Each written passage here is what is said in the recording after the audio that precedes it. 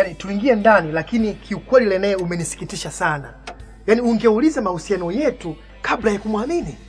Mimi siingi ndani. Kwa nini uingie ndani? Jacob, kama una ugomvi na mama yako, mimi hilo sijui. Mimi alichonieleza nimeona ukweli wake. Ndio maana nimefanya maamuzi niliochukua, Jacob. Siwezi kuishi kwenye maisha ya tabu. Nataka kuwa huru. Japokuwa mimi na hasira sana, lakini najua umeshawishiwa kufanya hicho kitu. Sikiliza, tuingie ndani.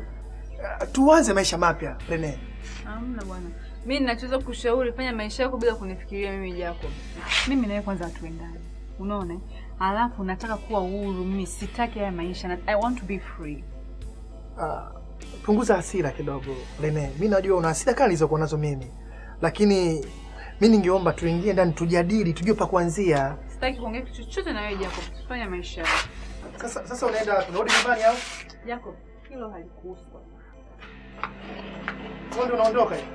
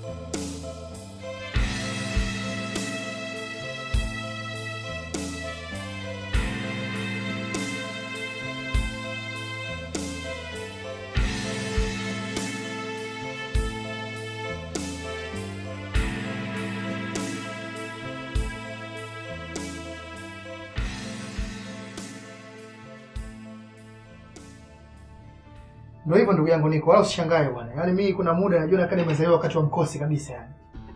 Usisikitike sana. Pengine Mungu ameamua kuonyesha mapema. Na wanawake wa aina hiyo ndio wao wanahusiana na watoto. Hebu fikiria, kama angefanya hivyo ungemleaje? Yaani wewe acha tu. Yaani mimi kiukweli yaani wanawake wananishangaza sana. Yaani sijui kwa nini watumia akili zao. Yaani kwa kila mwanamke lazima uko kuna mtu nyuma ambaye anamshikia akili zake. Usiseme hivyo. Unajua kuna wanawake Mungu kaumba na talanta ya kupotosha. Sasa mimi nafikiri huyo mama wako kama ndo alivyo. Hivi unawezaje kumwamini mtu kwa kipindi kifupi kiasi hicho mpaka shinde kukusikiliza wewe? Mimi mwenyewe nashangaa kabisa. Na kiukweli yule mwanamke yule ana nguvu kubwa sana katika ile familia. Yaani mimi mzee wangu aongee chochote kile. Yaani mpaka kuna muda nafikiria sio yule mwanamke anatumia nguvu za giza? Hata mimi naweza nikaamini hivyo. Kwa sababu sio kawaida. Lakini anyway, tuachane na hayo. Yashapita. Na usio. Yeah. Kuna rafiki yangu mmoja nimekutana naye. Alikuwa amepewa kazi ya kusambaza vipeperushi. Nikamkataza. Kwa bwana, hebu hicho kiache. Mimi na rafiki yangu. Ni kuhusu kazi bila shaka. Exactly. Unajua bwana Jacob, mwanaume hajaumbiwa kuhurumiwa. Ni kwa kupambana. Kwa hiyo hayo yalopita, achana nayo. Songa mbele. Yaani ndio maana niko hapa Niko. Yaani hayo ndio maneno ambayo nilikuwa nataka kuyasikia siku nyingi sana. Sasa kuna lecture mmoja anakuja kufanya kazi chuo kikuu lakini hajataja ni chuo kikuu gani. Anahitaji mlinzi ambaye si lazima awe kafanya kazi kwenye kampuni. Ila tu awe mzoefu. Hapo kashampata sasa. Bado naendelea. Unajua ma lecture wanapenda sana mambo yaende kisomo.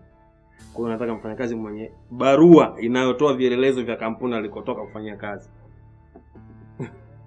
usisikitike. Usikate tamaa.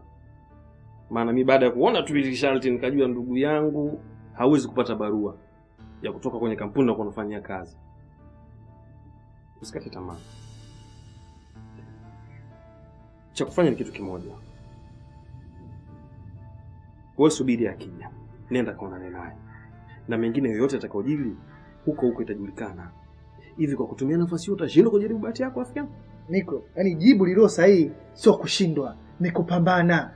Hapo sasa umeongea. Hapo umeongea.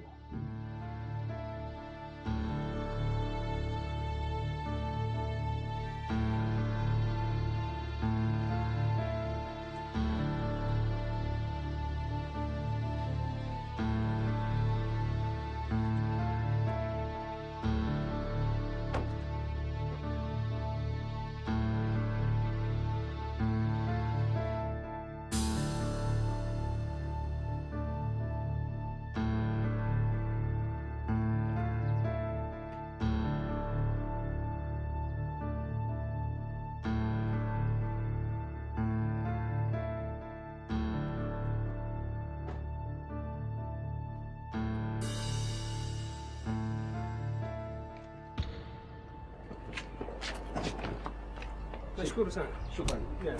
Sawa. Tasliana. Haya, sawa. Asante sana.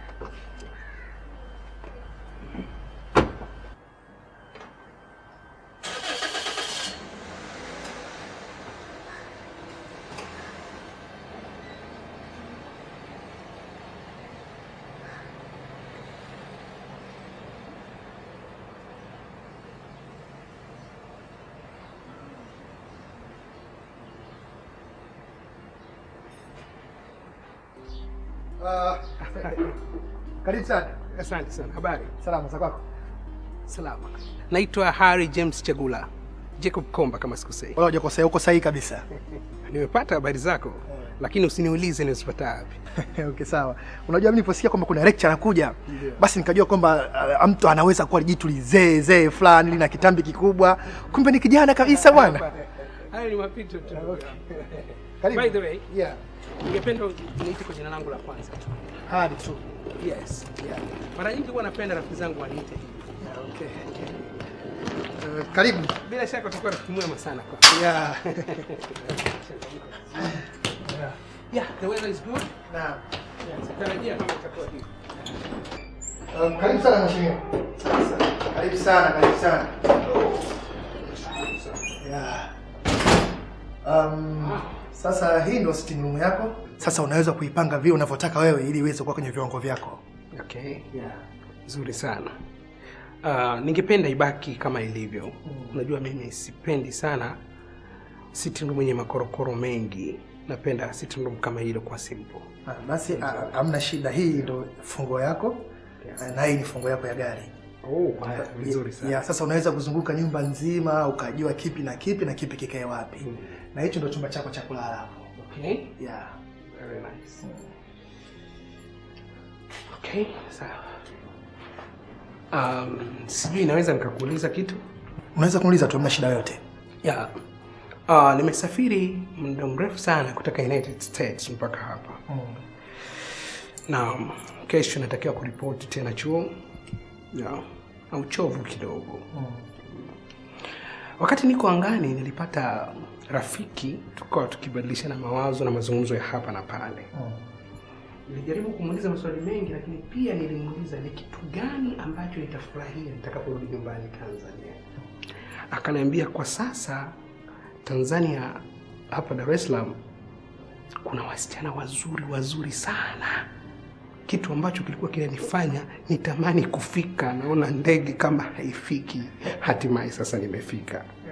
Sijui inaweza kupata wapi viumbe hao waliobarikiwa na Mungu. Mheshimiwa, viumbe unaweza kuwapata sehemu hizi zenye starehe hizi. Utawapata, wapo wengi sana, wala hamna shida katika hilo. Okay? Yeah. Wazo murwa sana. Jiandae.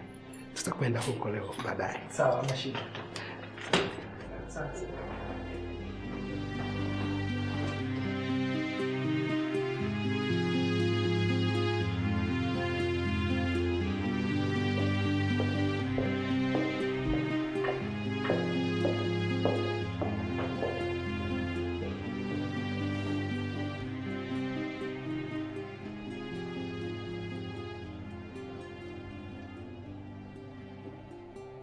Hello, beautiful.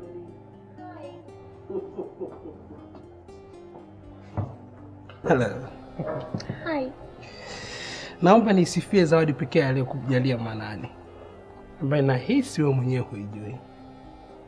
Mungu amekupa uzuri wa asili, halafu na wewe umemtukuza kwa kuweka nakshi na urembo juu yake.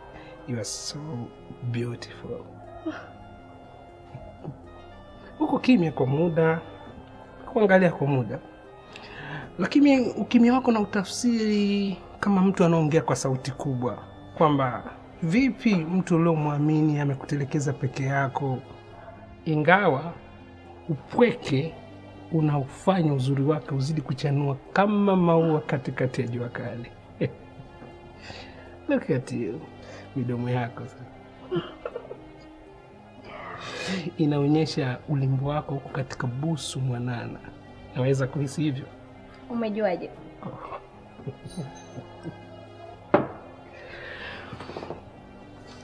Nimehisi tu. Ingawa mimi sio mtaalamu sana wa sanaa za uchoraji au michoro, lakini najua kipi nikipendacho. Na nikisemacho kiko wazi kwa mtu mwenye jicho la tatu. Naweza kuagizia kinywaji? Yes. Why not?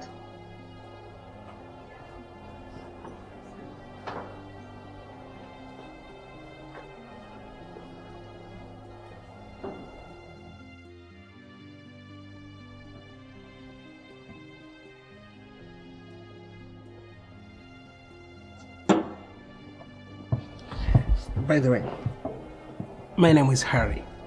I'm Linda. Nice name. Thank you.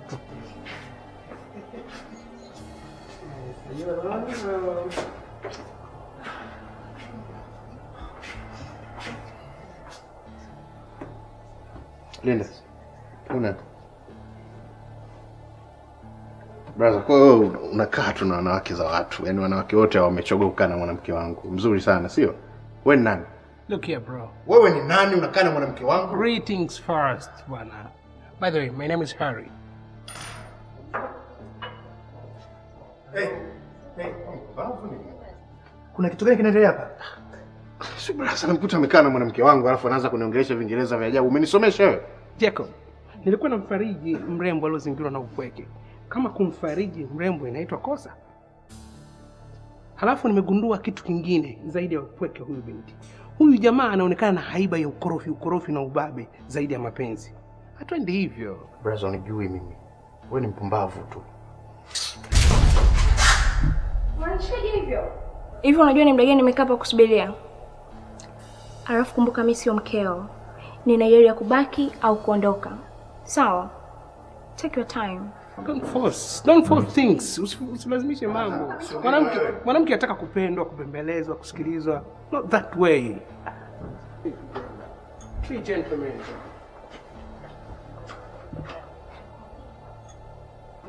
Please, have a seat.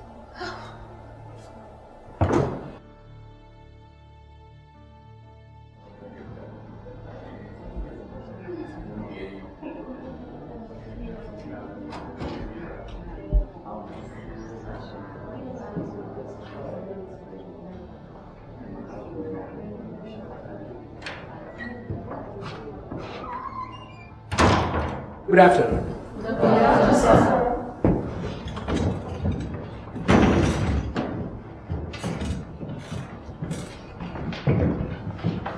I am Dr. Harrison Chagula. I come from the United States of America. By the way, mimi ni Mtanzania. Nimefundisha vyuo vingi here and there. Mwisho nimetokea huko, right? Yes. Tutakuwa wote katika somo la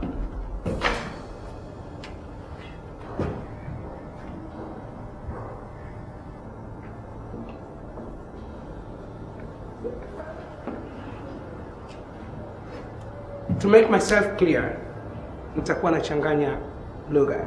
Kuna zungumza Kiswahili na tutachanganya kidogo, right? Yes.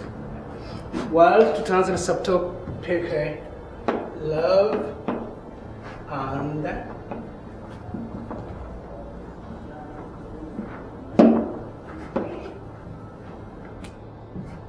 Mapenzi na faragha jimai ni vitu pacha kama mkono wa kuume na mkono wa kushoto. Mapenzi hujumuishwa na maumbile, hisia, jinsia, fikra na upendo wa kijamii wa mtu mmoja kwenda kwa mtu mwingine. Wanazuoni wengine hufananisha dhana hii ya mapenzi na dhana zingine kama kuhitaji, kutamani, kumiliki, kujali na pengine hata kuabudu kama dhana nyingine kinadharia. Faragha jimai.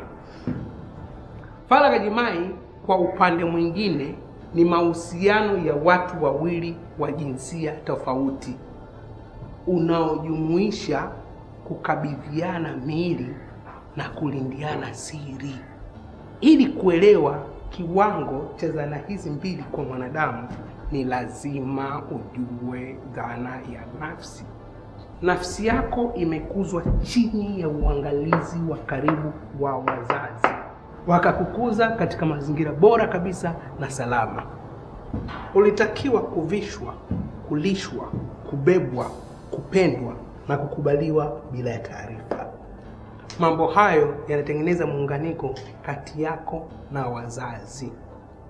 Muunganiko huu ndio tunauita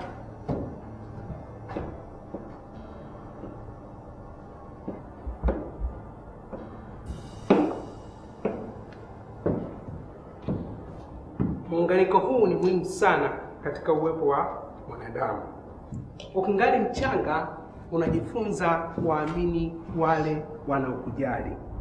Pia unajifunza namna ya kumtegemea unayempenda. Kwa kuwa unaamini uko salama mikononi mwake.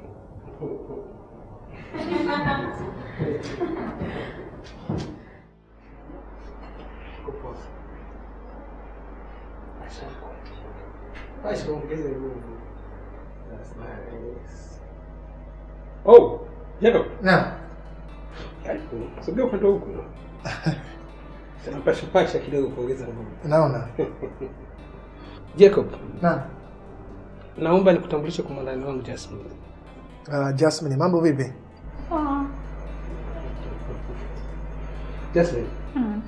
Anaitwa Jacob. Ndugu yangu. Rafiki yangu sana. Okay, nashukuru kufahamu Jacob. Karibu sana Jasmine. Jacob. Sasa naanza kubaliana na maneno ya yule rafiki yangu nilokutana naye angani. Unajua niliambia Disirad? Sasa hivi Tanzania kuna wasichana wazuri warembo sana. Nakataa. Hatari. Macho yake sasa. Tazani Mbaramwezi. Kama si usingizi. Sira ningekesha usiku kucha nikiwa nakutazama tu. Thank you. Jasmine. Nipende. Na hutajutia uamuzi wako. Sawa mami.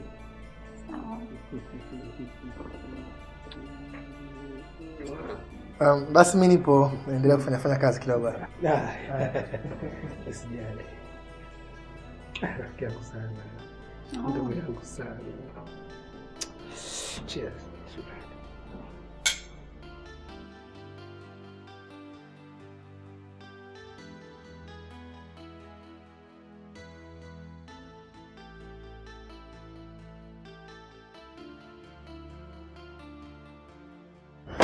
Dr. Harry, samahani, nilikuwa nahitaji msaada wako kuhusiana na topic ambayo imepita. Nimekuwa nikijaribu mara kwa mara kujaribu kutengeneza mahusiano yangu, lakini naona kuna vitu fulani nakuwa nakosea. Nimeshajaribu tena na tena. Sielewi nifanye nini. Unadhani hujapata mtu sahihi kwako? Kitu kama iko.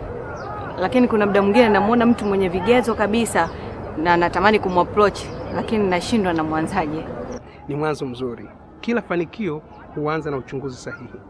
Why don't you join me wakati narudi nyumbani tuwe tunaongea kwenye gari, because I don't have time enough now kwa kuongelea hilo. Kuna sehemu nilikuwa nawahi. Kwa unaishi wapi? Naishi Kijitonyama. Kijitonyama. Good. Mimi naishi Mikocheni. Alafu na appointment Sinza na mtu. So join me wakati naongea na drop vitu nyumbani. On my way there, I'll drop you kwenu. Is it okay for you? Okay. I think hatutachelewa. Hatuwezi kuchelewa.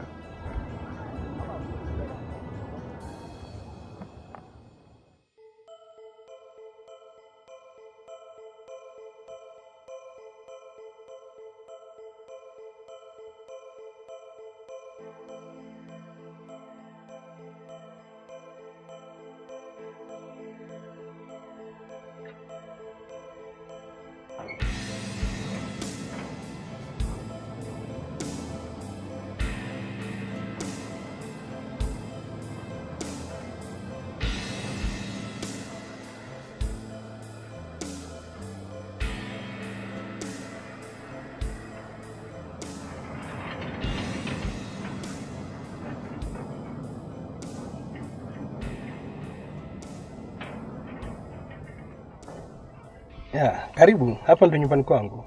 Asante. Kwako pazuri. Yeah, nashukuru. Jacob anafanya kazi hapa? Hapana. Jacob ndo rafiki yangu. Oh, okay. Basi mtie Jabaraka ndani kidogo. Si unakumbuka nilikwambia na haraka na wahi kuna sehemu kuna kitu naenda kufanya? Just kidogo tu, huwezi kuchelewa kutoka. Hapana. Next time. Okay. Kauli yako ni amri kwangu. Okay, I'll be back in a minute, right? Okay. Come.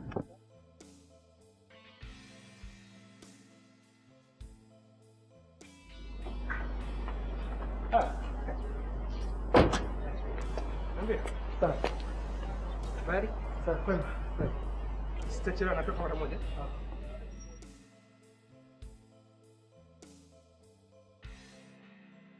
Habari yako Lili?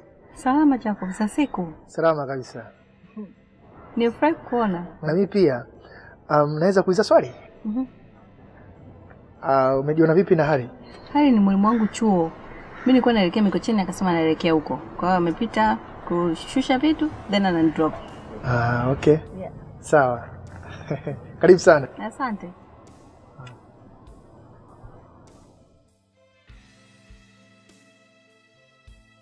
Jacob. Kuna kitu nilikuwa nataka nikuanzishe tangu juzi, lakini naona mambo mengi here and there. Yeah. Ni kuhusu ujaji wako. Unakuja mapema, unaondoka late.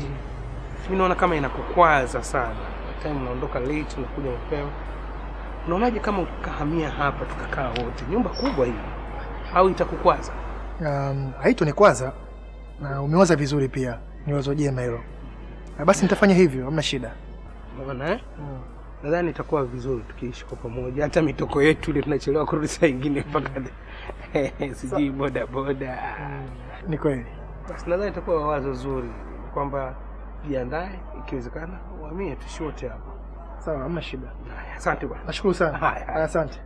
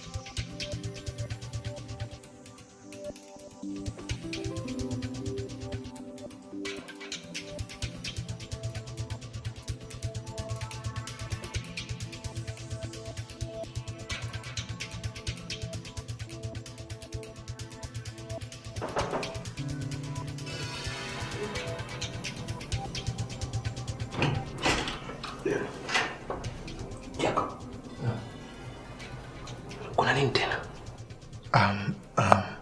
Hakuna kitu ila ina jambo muhimu sana nahitaji kuzungumza na wewe. Alirisha kwanza. Hapa nilipo ndio kwanza naanza kumparapara magamba Sangara wangu. Hata kumkanga bado. Sawa. Let me enjoy my fantasy. Nisikiliza kwanza basi. Sikiliza. Furaha yangu mimi sio tu kwenda Ngorongoro, Serengeti, Manyara huko kuangalia wanyama. Ni pamoja na kuona wasichana wazuri kama hawa. Nadhani sasa hapa ndio nimefika mwisho. Kama mwiba sasa hivi ndio nimefika kooni. Nataka nikae naye mtoto weekend yangu yote nzima. Nitakuwa naye mpaka Jumatatu. Kama kuna tatizo lolote utakuwa unanistua. Niache. Niache brother.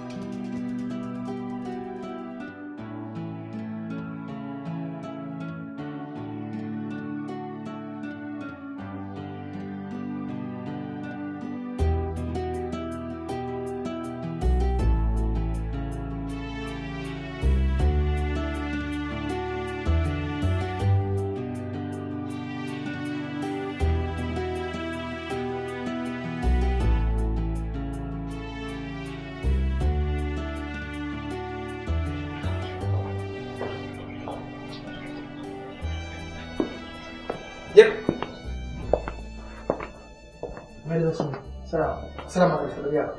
Ndugu yangu, unaweza kutunza siri? Naweza. Siri gani hiyo? Sasa huyu msichana ni amazing. Yaani amenifanya niendeleze usajili yani kwa muda mrefu sana. Ila kwa sababu ya muda nitakusimulia balaa lake itakapoisha weekend. Na hapo nitatoka mara moja. Kwa hiyo naomba usimsumbue. Mwache muziki, shughuli ilifanya ilikuwa ni nzito sana. Lakini hali nimeshakwambia nikipata muda tutaongea baada ya kumaliza hii weekend. Nakumbuka sana. Sawa ndugu yangu. Okay. Tutaongea wala tusiwasi. Hata hiyo sinaruhusu.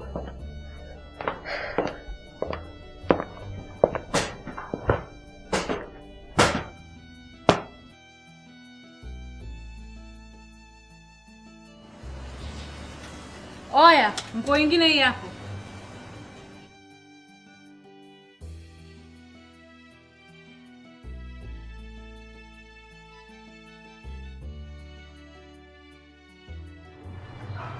Jacob.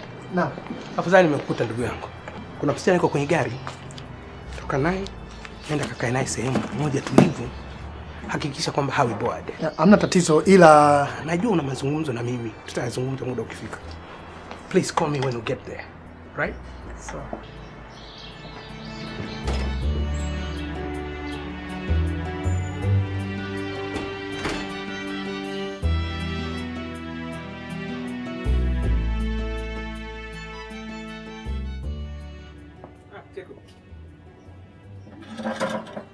Maeneo yametulia kiasi hichi. Jacob, sorry kwa kuchelewa kidogo. Janet. Yeah. Hope umepata good time na Jacob, si ndio? Yeah, of course nimefurahi sana. That's nice. Jacob, you made my day today. Umeifanya siku yangu kuwa nzuri sana kwa leo. Na nataka nikuahidi kitu kimoja. Nataka tule good time all night long today. Nasikia nakwambia kitu hali. Mimi sihitaji kusikia kitu chochote kile. Nahitaji kuzungumza na wewe. Sasa hivi. Sasa hivi? Sasa hivi.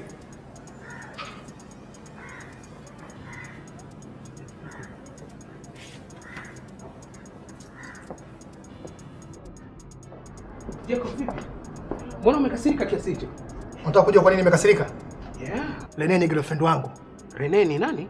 Lene ni girlfriend wangu na ameshawahi kutoa mimba yangu. Oh my God. Samahani ndugu yangu. Na ilikuwaje sasa mpaka imekuwa hivi? Samani yako itasaidia kitu gani? Yaani samani yako haiwezi kupindua ukweli kwamba umetembea na Lene? Yaani kiukweli ndugu yangu Hari, umevunja kabisa uaminifu wako kwangu. Nimeshakwambia ndugu yangu, sikujua na wewe hukuniambia. Kosa langu liko wapi sasa? Kwa kuwa ukutaka kunisikiliza. Kile nikikwambia unapenya huku na ingilia huku. Yaani nataka nikwambie mapema kabisa hata kabla hujafanya chochote. Lakini hukutaka kunisikiliza. Nimeshakwambia ndugu yangu, sikujua na wewe hukuniambia. Kosa langu liko wapi sasa? Unataka kujua kosa lako liko wapi? Sasa kwa taarifa yako, Lene alikuwa ni mwanamke wa mustakabali na hatima ya maisha yangu. Lakini Lene huyo sasa hivi kaupindua ulimwengu juu chini mbele ya macho yangu.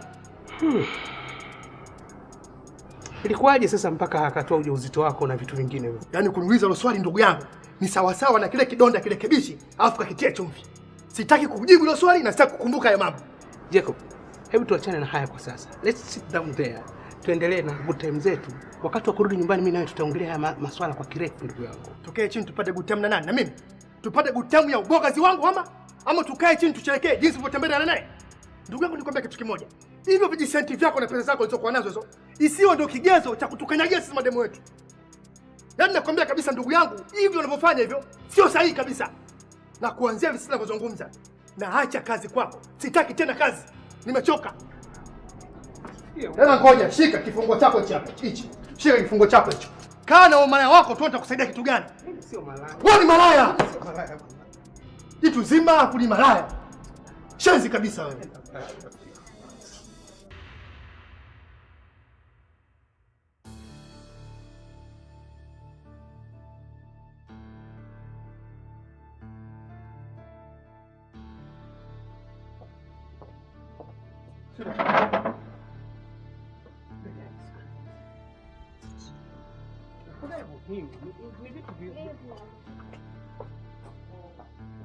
Lene? Lene?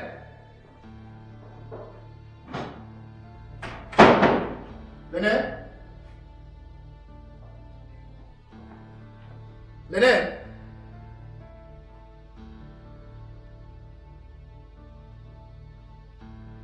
Lene?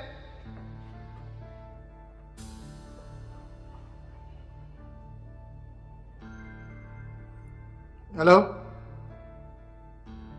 Unasema?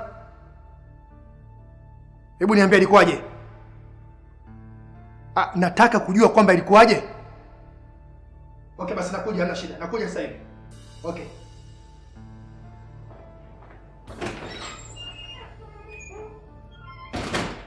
Pole sana Hari.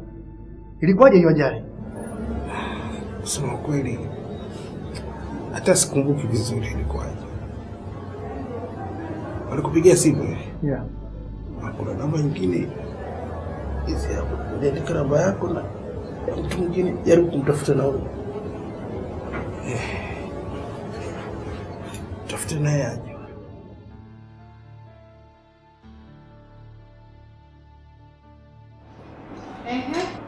Umesahau nini mpaka leo umeamua kunitafuta? Rene, sija hapa kwa ajili yangu, nimekuja hapa kwa ajili ya Hari. Hari? Wewe umemjuaje? Nisikilize, Hari amepata ajali mbaya sana na mimi ndo naishi naye pale. Ila sikutaka tu unione. Kwa hiyo ameniagiza kwamba unatakiwa wewe unakuja pale nyumbani kumpikia chakula alafu mimi ndo nampelekea. Kwa hiyo umezunguka kote huko, umesikia kwamba siku hizi mimi nimekuwa mpishi, sio? Sina maana hiyo, ila Hari ana hali mbaya sana. Okay.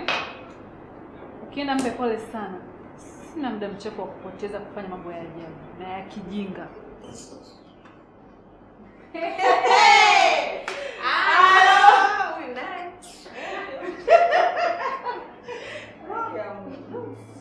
Imekuwaje mpaka amepata ajali mbaya kiasi hiko? Mimi niliachana naye sehemu Baada ya kufika tu nyumbani ndo napokea simu. Du, maskini. Kwa hali yake ikoje kwa sasa? Ni kama nilivyokuelezea, kwa sasa ni ngumu kujua hali yake inaendeleaje. Lakini mimi cha msingi tu ni huo msaada ambao nimekuomba. Sawa, hilo halina tatizo. Nitakuwa najitahidi kuwahi kutoka chuo ili tuweze kushirikiana. Okay, sawa. Basi nikushukuru sana kwa kukubali ombi langu. Na nashukuru sana pia kwa msaada wako. Cha msingi sasa hivi mimi narudi pale hospitali kwenda kujua hali yake inaendeleaje. Sawa. Basi kama kuna lolote utanijulisha. Mimi namba yangu ni ile ile. Nashukuru sana. Haya. Asante. Bye. Haya.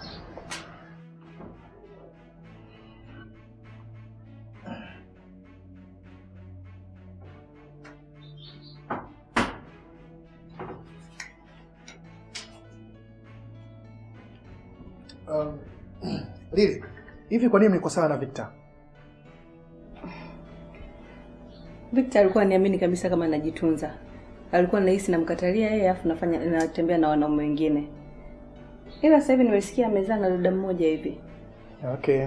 Mimi nadhani haikuwa riziki yako. Mungu atakupa mwingine. Ila endeleza misimamo yako. Ni kweli kabisa, haikuwa. Hivi mama anaendeleaje? Mama anaendelea vizuri kwa sasa. Anafuata tu masharti ya daktari na mimi namkazania sana sana sana. Vizuri sana. Nikwambie kitu Lili. Yaani mwanaume atakayekuwa wewe atakuwa amepata bahati kubwa sana. Maana unasimamia sana misimamo yako. Nashukuru sana. Ila nadhani ni mafunzo kutoka kwa wazazi. Mama wangu aliniambia hakuwahi kufanya kitu chochote na mwanamume mpaka alipoolewa na babangu. I say, kweli? Kwa umefuata nyayo. Yeah. Vizuri sana. Haya, unaendeleaje kwa sasa? Siwezi kusema chochote, lakini binafsi najisikia vizuri. Alafu kumbe ile namba unipa ilikuwa ni ya Rene? Unamaanisha nini? Swali langu la msingi ni hili, kwamba ile namba unipa ni ya Rene? Ndio, vipi?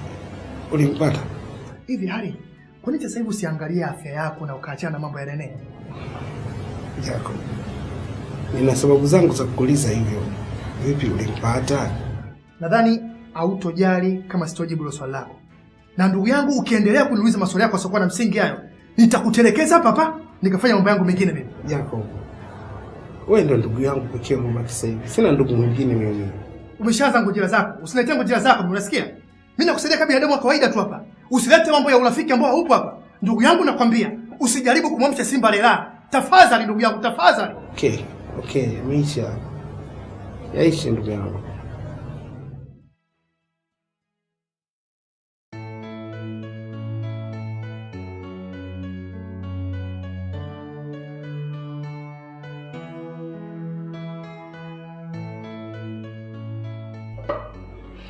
Jacob,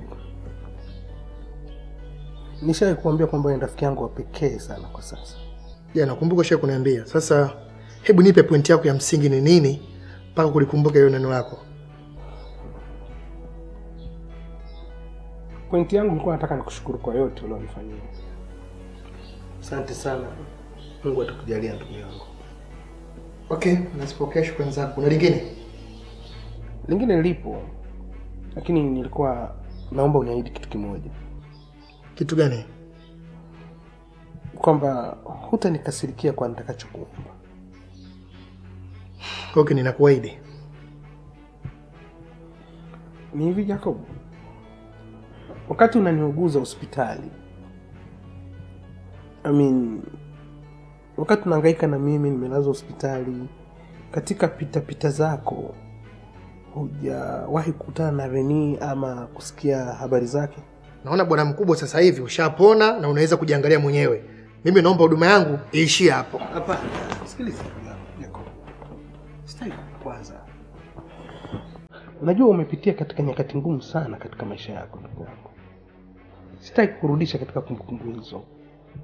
Naomba uniamini kwa hilo.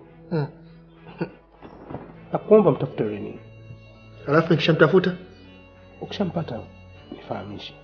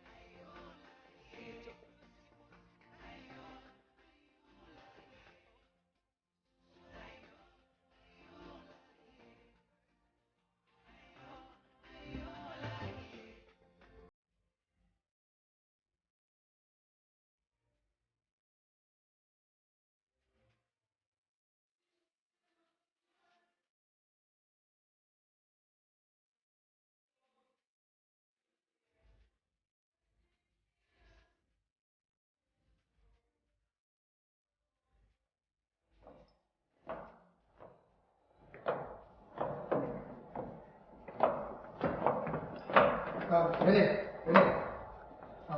kidogo nitakuzungumza nawe.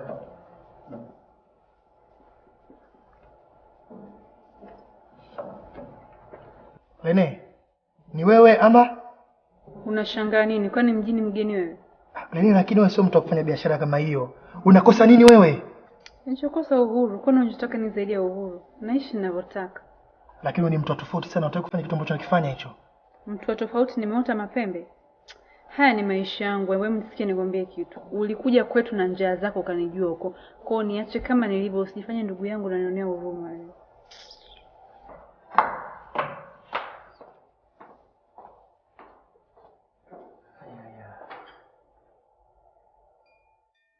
Kwa hiyo ulikuwa unajua kama Rene kawa changu doa. Kwa nini ukuniambia kabla tujagombana? Jacob, nilitaka uthibitishe mwenyewe kwa jicho lako. Rene sio mwanamke wa hadhi yako. Jacob, you are a good man. Hustahili kuwa na mwanamke wa design zile, ndugu yangu. Nilihuzunika sana uliponiambia kwamba alishawahi kutoa ujauzito wako.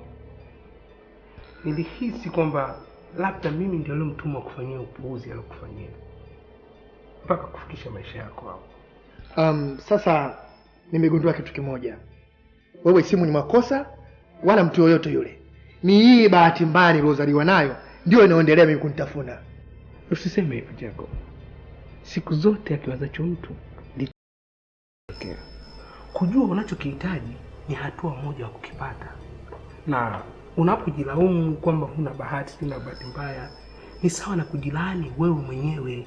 Kwa sababu jinsi tulivyo sisi, yani mtu yoyote unaomuona mtu yoyote ni matunda ya kile anachokifikiri.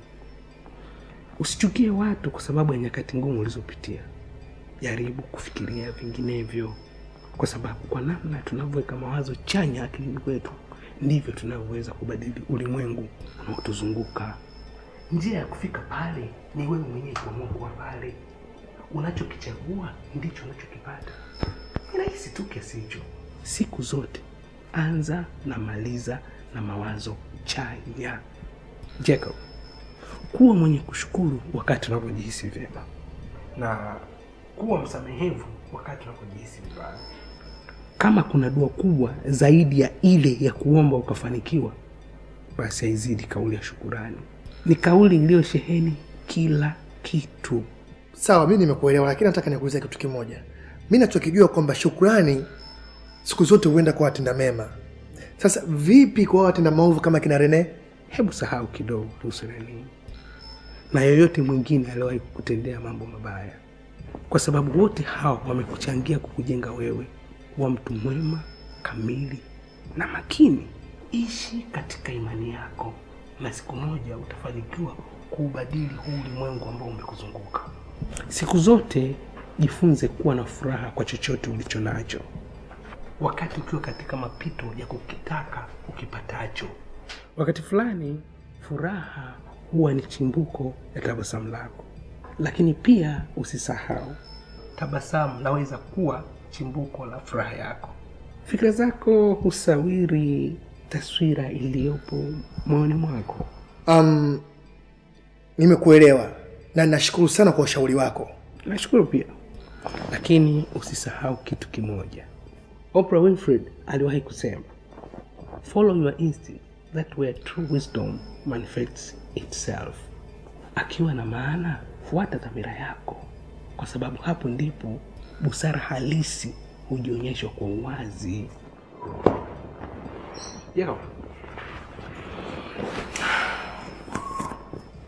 Kuna kitu nataka kuambia,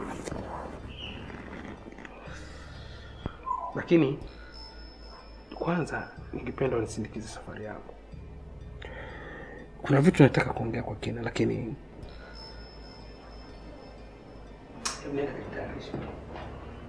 okay, baki ofisi kidogo.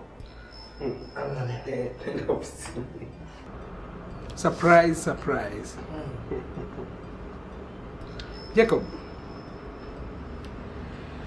kwa miaka takriban 6 nimekuwa nikisafiri nchi mbalimbali sana kufanya kazi. Here and there, huku na kule. Lakini kote nilikotembea sijabahatika kukuta na mtu mwenye haiba yako. Umekuwa mtu tofauti sana. Yaani mimi ni mtu wa ajabu sana. Na nimezidi ku-experience zaidi pale nilipopata ajali. Umekuwa kind, umekuwa msaada mkubwa sana kwangu. Wewe tena sio rafiki, bali ni ndugu kuanzia sasa. Nitamwambia mke wangu, nitamwambia familia yangu yote kuhusu wewe. Ingawa mengine sitayagusia, lakini you are my family right now. Nimepata likizo ndugu yangu. Na likizo yangu ningependa kurudi United States kupumzika na mke na watoto wangu kule. Lakini katika kipindi chote nitakachokuwa kule, wewe ndio utakayekuwa msimamizi wa mali zangu na vitu vyangu vyote. Nyumba, gari na hapa hii ofisi, na nitakutambulisha kwa wafanyikazi wengine kote huko. Kwa hiyo karibu sana katika familia. Yaani kiukweli rafiki yangu Hari, yani sijui hata nisemaje, sijui yani nahisi kama kuchanganyikiwa hivi Jacob, wewe sio rafiki tena, ni ndugu. Siniti rafiki bwana, mimi ndugu yako. Welcome to the family. Na bwana nilikwambia uje ofisini upendeze hivyo ili nikutembeze kwa This is your office. Bwana nashukuru sana. Nashukuru sana. Karibu sana. Kweli Mungu si asumani. Kwa hiyo nitakwenda kule, utaona wafanyakazi wenzako wote na everything. Lakini kuna kitu kimoja ambacho nilikuwa nataka kushirikiana na wewe, lakini naona nilikuwa nachelewa kidogo. Nadhani sasa unahitaji mwenza. Unajua kitu hicho nilikuwa nakifikiria sana katika akili yangu na kwenye kichwa changu. Lakini yani kiukweli nikikaa hivi na hivi nahisi kama kuchanganyikiwa hivi. Usichanganyikiwe. Duniani kuna binadamu. Lakini kuna msichana mmoja ana tabia zinazofanana na za kwako. Mtu gani huyo? Lily ni binti mzuri sana. Msikivu. Na nadhani anafaa kuwa na wewe. Tafadhali usimnyime nafasi yake. Na kama utaridhika na hilo, basi usisite kujitwalia samaki wako kutoka ziwa Victoria. Nikushukuru sana. Mimi zaidi. Mungu akubariki sana. Zaidi. Usifidi. Kwa hiyo tujiandae kwa safari. You're welcome. This is your office. Control everything. Welcome, Mr. Chairman. Thank you. Send the best to her. Ukaone na watu wengine huko. Okay. Yeah.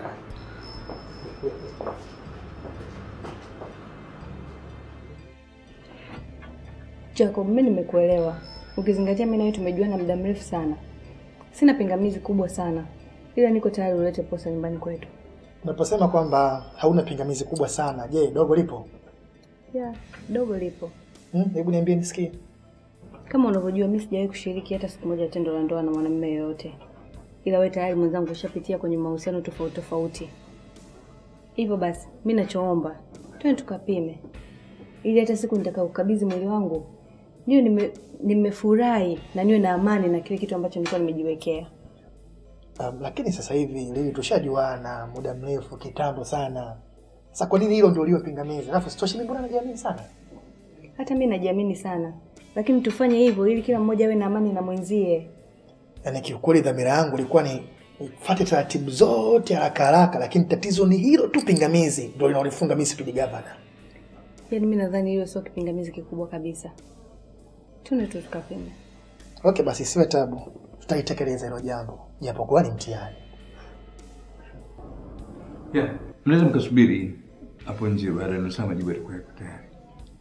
Okay. Kwa sababu si kuna sehemu kuna kitu tunaenda kufanya, basi baada ya masaa mawili tutarudi. Yeah, muda wote baada ya nusu saa naweza mkaja majibu ndio tayari. Mimi nadhani Lilian tufanye tu kesho. Kwa kuwa kuna kitu cha msingi nataka tukifanye. Kwani daktari majibu sitakuwa salama kwako?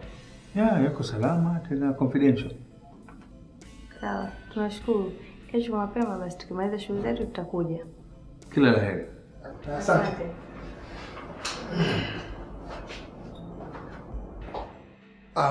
Ndugu yangu na kifua lakini kwa tatizo ni. Bwana acha niwe mwazi ndugu yangu. Unajua kipindi chote hichi Lilian alikuwa ananisumbua sana kwenda kupima. Sasa jana nimeenda naye kupima lakini hatukuchukua majibu. Sasa leo kanipigia simu anasema twende tukachukue majibu. Mimi nimemkatalia. Lakini sasa hivi kila saa nikimpigia simu hapokei. Nikituma message hajibu. Sasa kaka hapo uone kabisa kama mimi nishakwa. Kaka mimi naamini kabisa nitakuwa tayari nishaathirika. Una uhakika gani mpaka unaongea hivyo ndugu yangu? Nina uhakika kwa sababu gani? Yule Lilian hajawahi kutembea na mwanaume yoyote, bado bikra. Sasa mimi nishapiga hizi follow 2-3. Ndio wasiwasi wangu mimi ulipo hapo. Sasa ndugu yangu wewe hapa uone kama mimi nimekwisha. Simu apokei, SMS hajibu. Okay. Subiri. Kwa kawaida mtu anapopima majibu yanakuwa jambo la kawaida tu. Na siku hizi sio kama zamani. Hutakiwi kukata tamaa kwa majibu ya aina yote. Dokta, najua yote hayo. Naomba utupe tu majibu yetu. Mmoja wenu ameathirika. Ndio maana nimeanza na ushauri nasaha ili kuona kwamba kama mnakubaliana na hali hiyo basi ni vizuri kwa sababu hakutakuwa na ubaya wote baadaye. Sababu wote ni kitu kimoja. Nani atakuwa ameathirika kati yetu? Majibu ya Jacob ni mazuri, lakini majibu yako yanaonyesha kwamba ameathirika. Dokta, una uhakika na majibu unaongea? Na uhakika na kazi yangu. Na ndio maana ningependa uje na Jacob ili niweze kuwapa ushauri nasaha na kuona kwamba kama mnakubaliana na hali hii au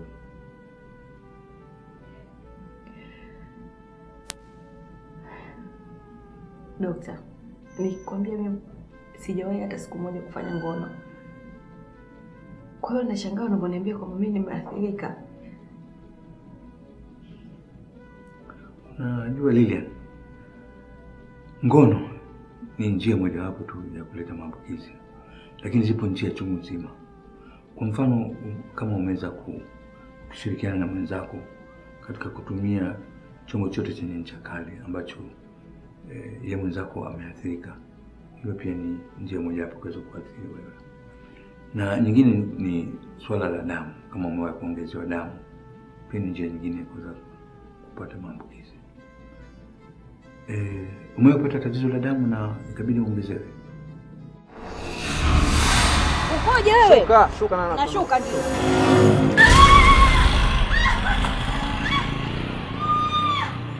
Pole sana.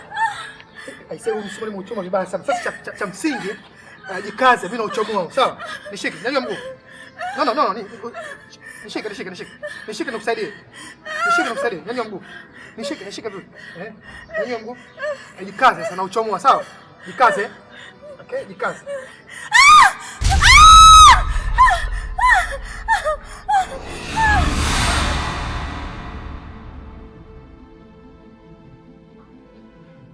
Kwa nini usingepiga simu mtu akaja kukuchukua?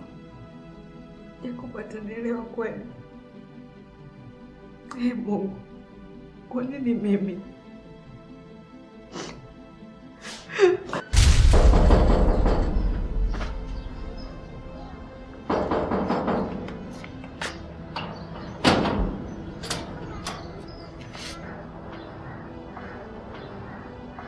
Shikamoo mama. Mama, karibu. Asante. Samahani kidogo. Kabla sana.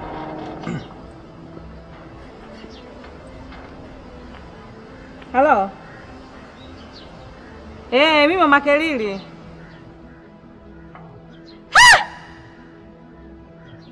Nini kafanyaje? Pole sana Jacob. Najua ni kiasi gani unaumia kwa sasa. Najua mimi ndiye chanzo cha yote haya. Ila haikuwa dhamira yangu. Nilikuwa nafuata sana ushauri wa Jessica. Mtu ambaye nilipogundua ananipeleka pabaya, niligombana naye. Najua mimi ndio sababu ya wewe kupitia mikasa yote hii.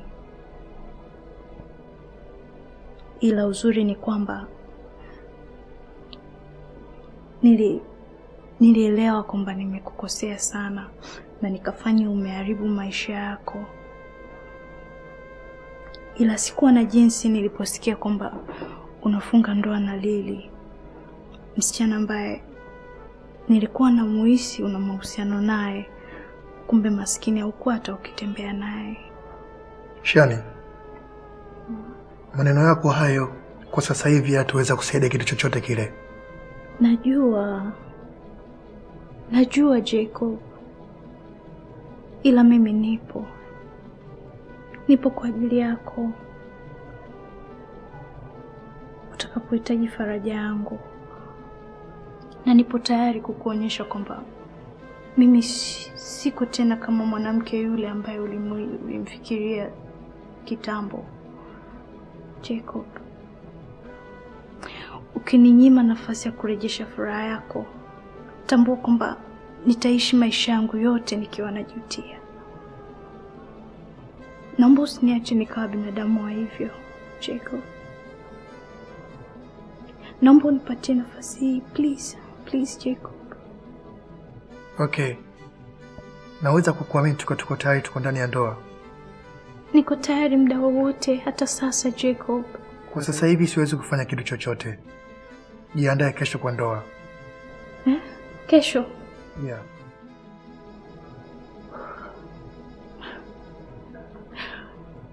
Okay.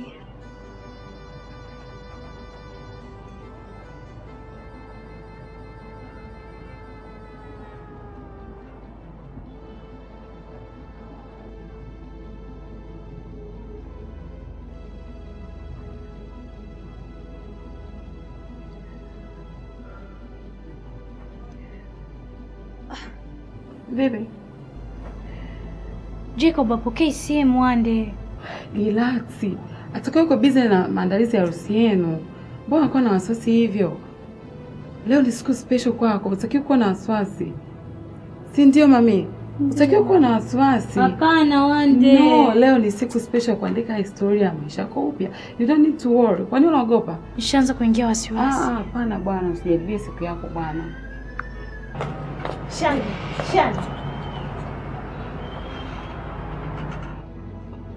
What?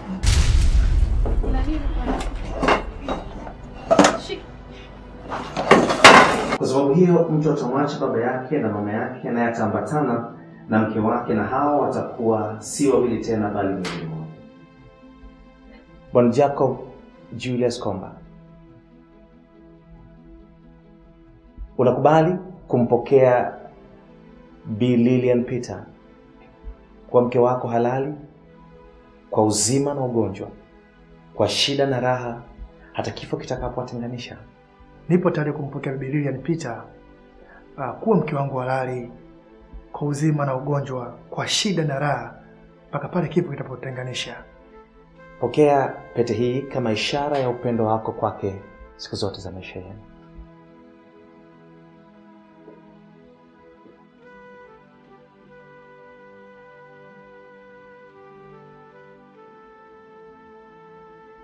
Kadhalika, Bi Lilian Peter, unakubali kumpokea Bwana Jacob Julius Komba kuwa mume wako halali, kwa uzima na ugonjwa, kwa shida na raha, hata kifo kitakapowatenganisha?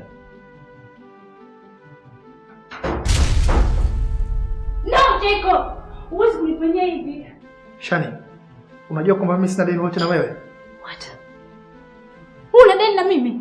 Yes. Na ulivyoniambia nijiandae? Kwa sababu wewe ulisema hivyo, lakini moyo wangu hauko kwako. Moyo wangu upo hapa nilipo. No.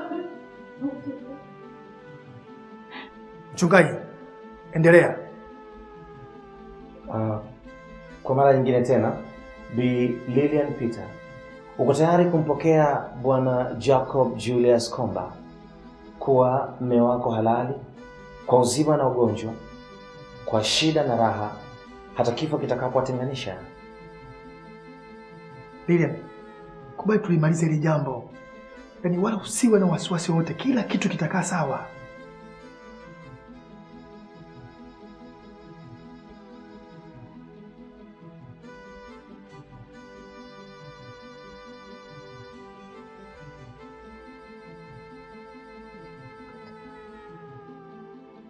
Pokea pete hii kama ishara ya upendo wako kwake siku zote za maisha yenu.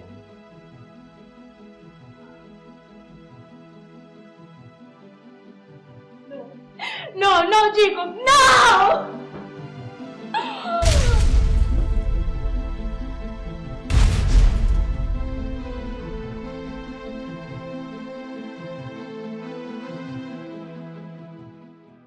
Kwanza sina budi jana kukupongeza kwa hatua uliochukua ya kuweza kumwoa mwenza ambaye ameathirika. Ni vijana wachache sana wenye kuweza kuchukua hatua kama hiyo. Kwa hiyo nakusifu kwa ujasiri wako. Nashukuru sana daktari. Kingine nimefurahi sana kwamba umekuja ili upate nasaha kutoka kwangu kwa swala hilo. Unajua kuwa na VVU sio viashiria vya kifo.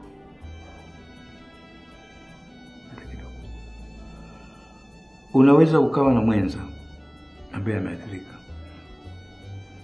mkalala mkaishi pamoja, na hata mkafanya kitendo cha ndoa bila ya kinga na usiathirike. Hiyo inategemea vitu viwili. Cha kwanza, kiwango cha maambukizi kwa mwenza. Ya pili, maandalizi ya uhakika kabla ya kitendo cha ndoa. Maandalizi yakiwa ya kutosha, yale yanafanya kwamba ukiwe na ulaini ambao probability ya maambukizi ni 2% tu. Na hiyo 2% ni wakati utakapokuwa unafanya kwa fujo au unafanya bila ya kufurahia kitendo cha ndoa. Ukitumia kinga una uhakika wa usalama kwa 99.7. Kwa hiyo hapo nabaki na 0.3%. Na hiyo maambukizi ya 0.3% yanategemea vitu viwili. Cha kwanza ni uvaaji mbovu wa kinga, kutokana na labda kinga ni kubwa au ni ndogo, kutokana na maumbile ya mtu. Kingine ni kupasuka kwa kinga, ambapo tunafahamu kwamba ni kitu cha kawaida ambacho kigundua mara moja unaweza ukabadilisha kinga na kuvaa nyingine. Kwa hiyo narudia katika kupongeza kwa hatua waliochukua ya kuweza kuwa na mwenza. Nashukuru sana daktari. Asante sana daktari.